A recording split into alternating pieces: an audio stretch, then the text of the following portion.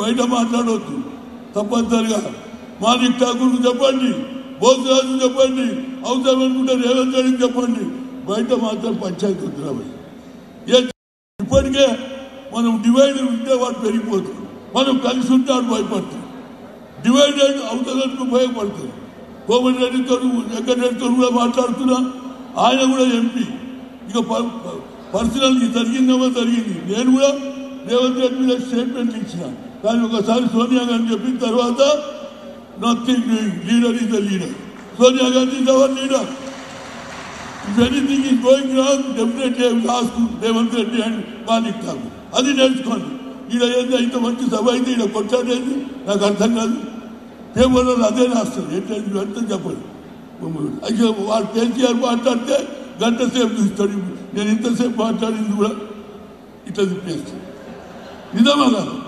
నేనేమంటున్నా అంటే ఇవన్నీ అన్ని పేడ్ ఆర్టికల్స్ అవుతుంది.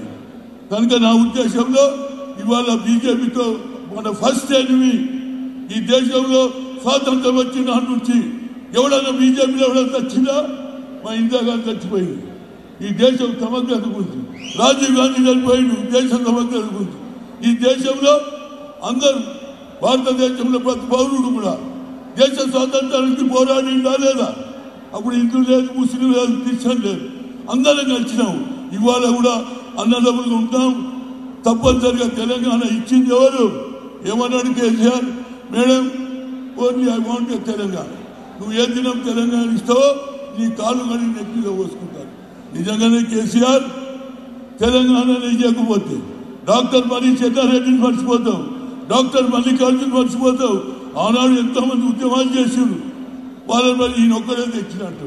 నిజంగానే సోనియా గాంధీ ఇవ్వకపోతే ఏముంటుంటే उर्दू में कहे अगर तेलंगाना सोनिया गांधी नहीं दिए तो नामपल्ली दरगाह के सामने अल्लाह के नाम पे दे दे बाबा ना. హాయ్ ఫ్రెండ్స్, మా టుడే టుమారో యూట్యూబ్ ఛానల్ చూస్తున్నందుకు చాలా థ్యాంక్స్. మరిన్ని లేటెస్ట్ వీడియోస్ కోసం వెంటనే సబ్స్క్రైబ్ చేయండి. అలాగే ఈ బెల్ ని కూడా రింగ్ చేసేయండి. మా నోటిఫికేషన్స్ అన్ని మీ మొబైల్లో వస్తాయి. అలాగే మా వీడియోస్ మీకు నచ్చితే లైక్ చేయండి, షేర్ చేయండి, నచ్చకపోతే కామెంట్ చేయండి.